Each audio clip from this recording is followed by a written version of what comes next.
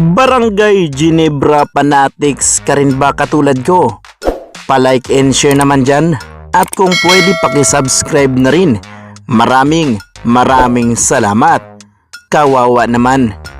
Nakakalungkot na balita tungkol dito kay Kenmark Carreño. Paaalisin na ito. At naiinis na si Tim Con.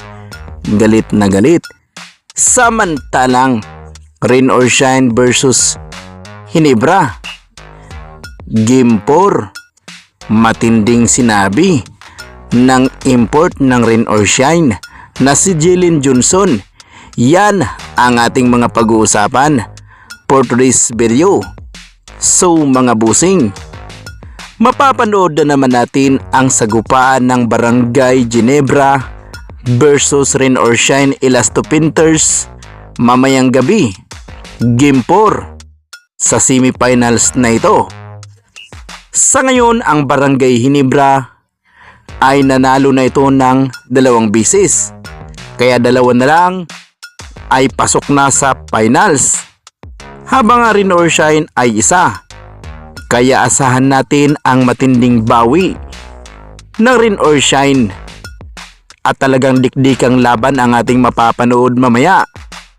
Kaya ang pinakamainam gawin ng Barangay Ginebra para makuha nila ang Game 4 na ito para makatatlo agad, kailangan simula pa lang ay ibubuhos na nila ang kanilang pinakadabis performance at kailangan may maintain hanggang matapos ang laban. Hindi pwedeng magkumpiyansa sila dito sa Rain or Shine dahil mabilis, magaling at talagang may kalalagyan ang Barangay Ginebra rito.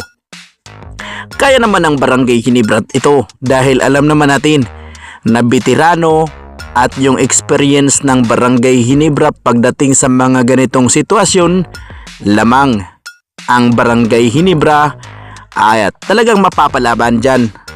Ngunit may matinding pagbabanta ang import ng Rain or Shine na si Jalen Johnson.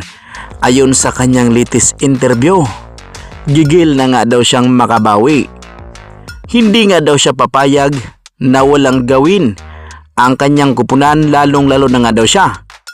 Kaya mapapanood natin ang kakaibang performance ni Jalen Johnson. Panigurado yan. Mamayang gabi ay talagang hindi sila pwedeng magkumbiyansa dahil malupit din ang import na ito mga boss. Samantalang Kenmark Carreño, kawawa at masamang balita. Marami kasi ang nananawagan na dapat ipasok na ni Tim Con. Ngunit marami din ang nagsasabi na dapat paalisin, i-trade na lang ito kung hindi man lang gagamitin ni Tim Con. Ilang mga player lamang daw ang ginagamit ni Tim Con. Ngunit ayon sa report, galit si Tim Con daw dito kay Kenmark. Kaya hindi ito pinapasok. Yan ang mga sabi ng mga fans na dapat pakawalan na lang. Well, para sa akin mga boss, bago pa itong si Kenmark kaya hindi niya pa masyadong gamay ang sistema.